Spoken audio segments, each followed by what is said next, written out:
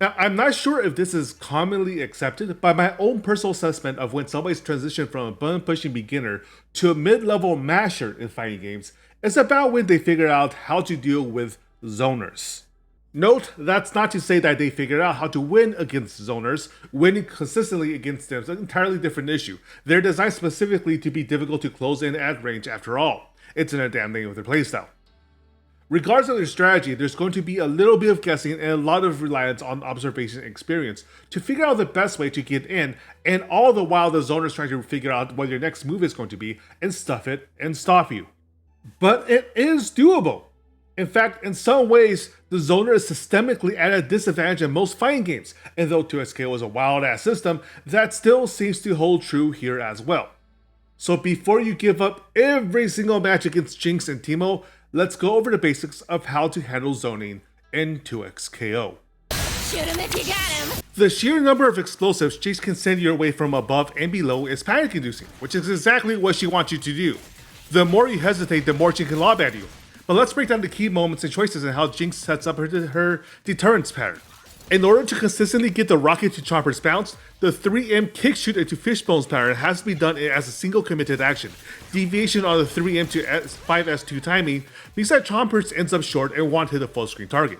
It also means that the time it takes for her to send the rocket choppers combo is consistent every time, as is the window to approach and block it, or to simply super jump over the entire mess.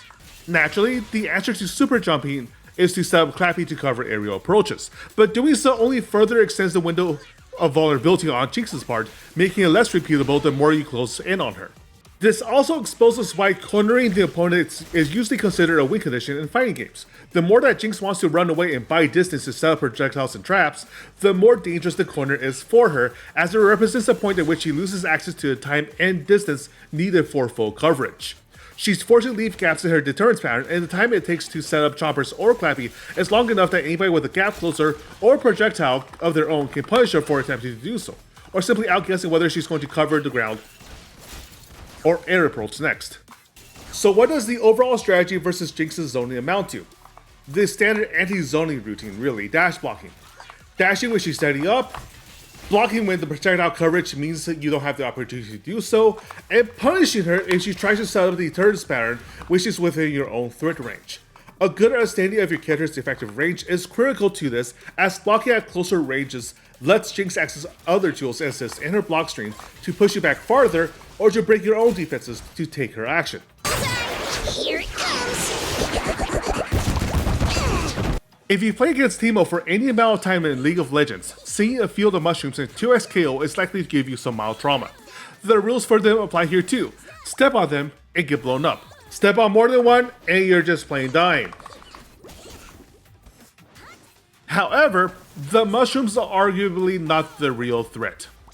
Teemo's pebbles in 2XKO are the real menace, the true horror, and at full power, it is your Fury Doom. Mainly because the merit badge extends an already significant hit stun. The funny thing about projectiles in fighting games is that it's the slow ones you really gotta worry about. The arcing sharpshooting scout pebbles scrambles the intuitive math for standard dash blocking, and their persistent hitboxes and unusual angles make it much harder to tell if it's safer to take an air or ground approach, or what time is needed to do so successfully. It's even worse, of course, if he did have time to set up his mushrooms, as the synergy between his mushrooms and poke attacks is especially worrisome. The pebbles' effective range is doubled or tripled, bouncing off the Noxus trap mushrooms to further cut off attempts at closing in on the little bastard. However, that deterrence setup is as fragile as it is dangerous because all of the rules for Teemo's mushrooms apply into its KO. So long as you're able to attack them rather than step on them, you can mow the lawn, so to speak. It denies sharpshooter the range extension in turn. Much like Jinx's traps, they also take a significant moment to set up, meaning that the more you mow down, the more dangerous it is for Teemo to keep planting them.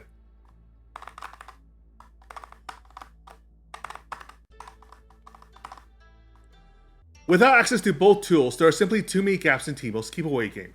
The moment you find yourself in a blind spot, turn him into a rug.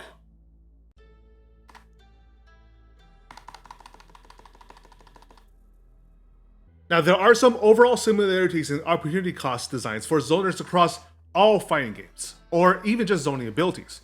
Regardless of whatever other zoner archetype Riot puts out, some fundamental assumptions can be applied in figuring out how best to approach them too. The gist of it is to look for high-low and fast-slow timings. For high and low, a zoner's fastest acting projectile covers low grounded angles or covers high aerial routes. They usually cannot do both at once, and so the guessing game for either side of the exchange becomes whether the zoner can be conditioned to cover the wrong route while their opponent takes a clear path. Sometimes, like with Jinx, they do have the ability to cover all angles of approach, or at least make the gaps between them much too small to safely and consistently weave through. But rarely are they able to have that kind of coverage for free, and the cost is usually time. Setting up an all-approach denial is slow. An all-angle deterrent requires enough time and distance to set up, and the opponent is in no way obligated to allow them the luxury of doing so without giving up ground. Finally, the ultimate weapon against zoning is movement. The RPS in a fighting game isn't just strike, throw, block, but also in its relation to mobility. Zoners create a field of threat that a brawler or grappler has difficulty wading through without taking too much damage along the way. Rushdowns like Vi and Warwick can much more readily navigate passive threats or even outright ignore them, effectively nullifying a big part of a zoner's kit. But with a portion of the kit dedicated to movement, rushdowns in turn have fewer tools to outfight a brawler that is much more heavily specialized in closer range combat. Granted, that's only in theory. Anybody that's mistimed Vi's footwork right into fishbones, or any brawler that's found themselves on the wrong side of a throw exchange they were supposed to win, know that there's no such thing as a free I win button against any particular archetype. But that's true for zoners too. It's just that a newer player hasn't learned how to turn a low risk, no interaction range advantage into a disadvantage quite yet. Which is why you're here, watching this video.